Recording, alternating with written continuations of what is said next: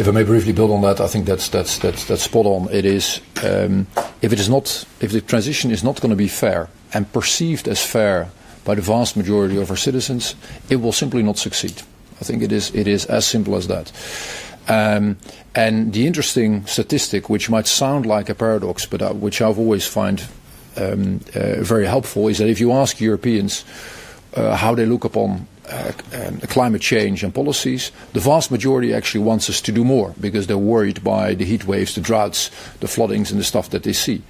But if you ask the same people what they think about climate measures, quite a substantial proportion is actually worried what that might do to their lives and to their jobs. And that's actually quite understandable, right? If you're working in a coal plant and you might, intellectually understand that we need to do more for climate action, but you also have a family to feed and you have either rent or mortgage to pay for, and your plant might be closing. Of course, your worry is, okay, how am I going to sustain my way of living?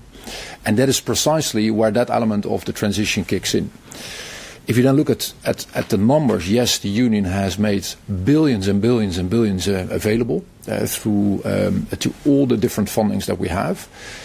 And yet we do need to make sure, and that's one of the big things going forward, that this lands with our people in a way that is actually helpful.